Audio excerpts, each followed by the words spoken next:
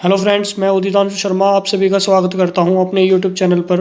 दोस्तों, आज हम इंडिया के बहुत ही फेमस केस के बारे में डिस्कस करेंगे। दोस्तों, यह केस है commander KM. Nanavati versus state of Maharashtra. दोस्तों, यह केस साल 1959 का है। दोस्तों, यह एक ऐसा केस है जिसमें कई जानी मानी हस्तियां, मीडिया, ज्यूरी, डिफेंस और सरकार सभी इन्वॉल्व हो गए थे। इस केस में आखिरी बार ज्यूरी सिस्टम का प्रयोग किया गया था। तो दोस्तों, आइए बात करते हैं केस के बारे में। दोस्तों, के.एम. नानावती नेवी में एक बहुत ही काबिल कमांडर थे।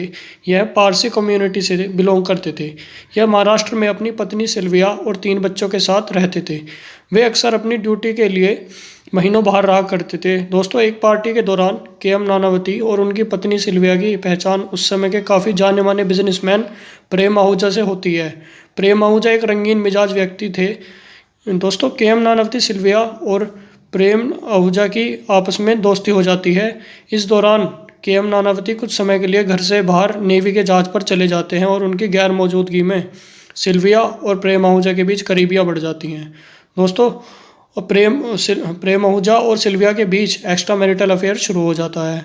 कुछ समय बाद जब के.एम. नानावती अपने घर वापस करते हैं तो सिल्विया के बर्ताव में कुछ फ़र्क महसूस करते हैं। जब उन्होंने सिल्विया से इस बारे में बात की तो सिल्विया ने उन्हें अपने और प्रेम आहूजा के संबंध के बारे में बताया।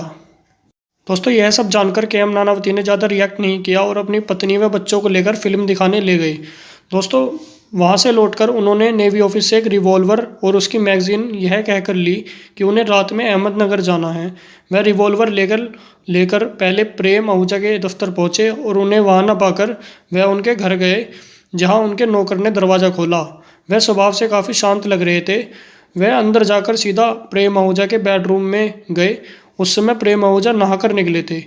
बाहर नौकर को 3 गोलियां चलने की आवाज़ आती है और नौकर कमरे में देखता है कि प्रेम आहूजा की मौत हो चुकी है।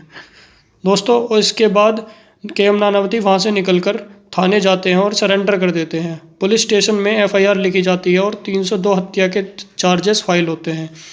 इसके बाद के.एम. नानावती को सेशन कोर्ट में प्रेजेंट किया जाता है।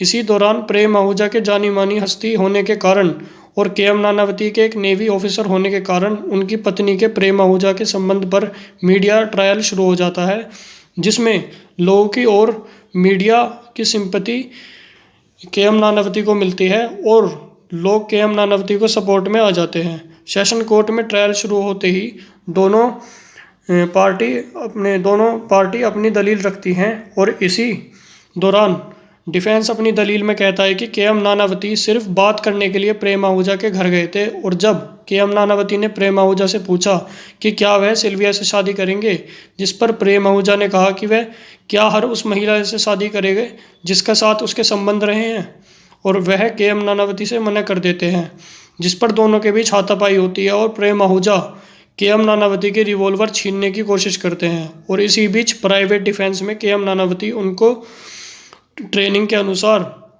3 गोलियां मार देते हैं। इसी दौरान चल रहे मीडिया ट्रायल और लोगों की सिंपैथी के.एम. नानावती के साथ होने से जूरी मेंबर्स इन्फ्लुएंस्ड होते हैं और अंत में 1/8 की वोटिंग से के.एम. नानावती को नॉट गिल्टी प्लीड करते हैं, जिस पर सेशन